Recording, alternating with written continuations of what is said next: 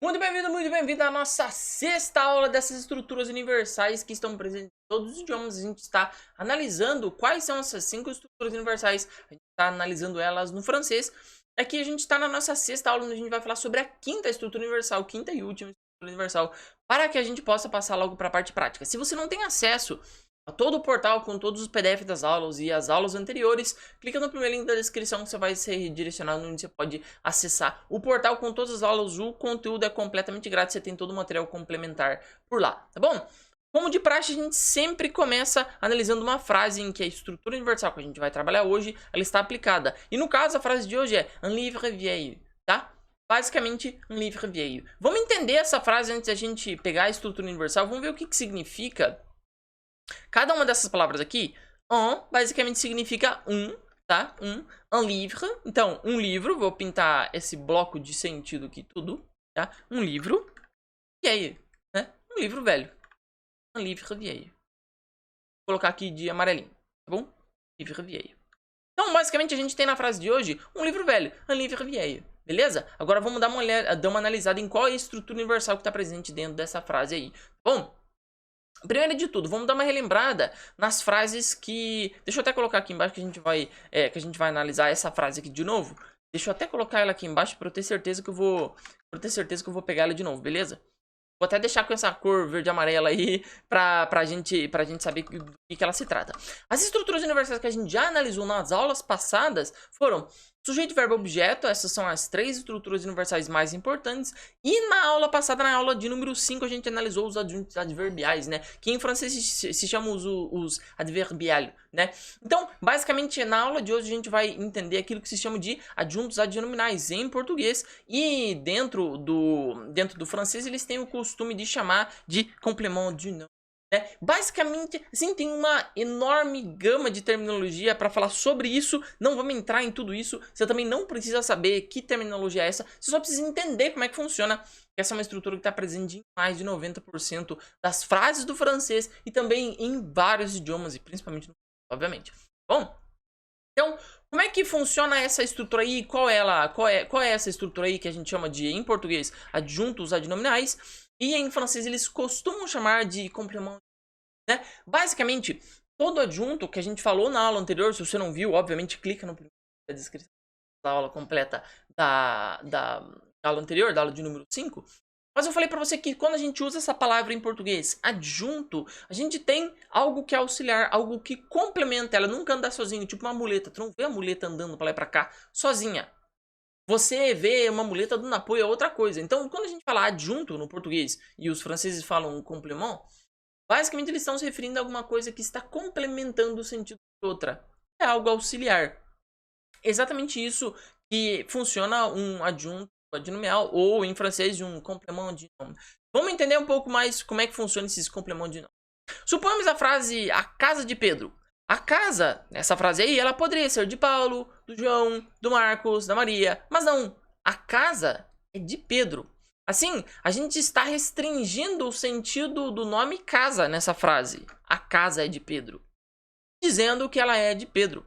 A palavra Pedro, nesse exemplo aí, complementa o sentido da palavra casa ao mesmo tempo que a restringe. Ou seja, a casa não é de Pedro, a casa não é de Paulo, de Maria, de João. A casa é de Pedro. Então, a palavra Pedro está restringindo o nome casa. Então, portanto, a palavra Pedro é adjunto adnominal ou complément de nom da palavra casa, tá bom? O que eu quero aqui que você entenda é que sempre quando a gente tem esses compléments de nom no francês e até mesmo no português, nesses exemplos que eu acabei de passar para você aqui, esses adjuntos adnominais, a gente tem alguma coisa, um exemplo, uma palavra, um pedaço de frase que está restringindo um nome. E é exatamente isso. Os franceses são geniais, né, em chamar, porque assim, em português a gente chama de adjuntos adnominais. É bem mais confuso. Cara, o que é um adjunto adnominal? Por que tem esse AD aí na frente? Assim, fica um bagulho meio confuso. Mas os franceses, como gostam da clareza, complément de nom, é exatamente isso. É o complemento de um nome. Ele está complementando. Olha aqui, ó. Ele está complementando a palavra casa, a palavra A casa de Pedro. A palavra Pedro está complementando a palavra casa. Não é qualquer casa, é a casa de alguém.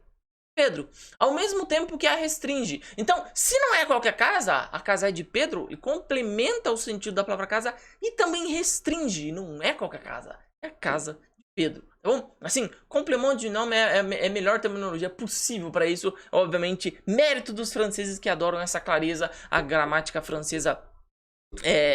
A gramática francesa hard, né, hardcore, assim, tem uns negócios muito incrível que eles conseguiram traduzir nos nomes assim que eu fico abismado, né?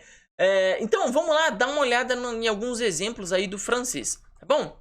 Primeiro de tudo, nosso primeiro exemplo, un livre vieille, tá bom? Como é que a gente vai fazer para analisar cada uma dessas frases? Vamos mandar todos os outros para baixo pra gente pegar uma por uma. Como identificar o desadverbial? Não. Esse aqui, ó, os complementos de não. Como identificar os complementos de não? Como identificar o complemento de não? Primeiro identifique o nome, depois você olha a palavra e a expressão que está restringindo o nome. Un livre vieille. Primeiro vamos identificar o nome. Qual é o nome aí? Un? Não. Livre? Sim, né? Livre é um nome. Então esse aqui é o nosso nome. Vieille. Esse aqui, obviamente, é o nosso complemento de não. Né?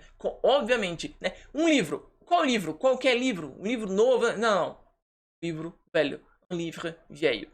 Basicamente é isso que você precisa entender. Sempre quando nós temos uma palavra, uma expressão, uma frase, uma terminologia que está restringindo um sentido do nome em francês, você pode certamente chamá-lo de complemento de nome. Beleza? Vamos dar uma analisada em mais duas aí, eu vou deixar as outras para você fazer, tá? Olha aqui, ó.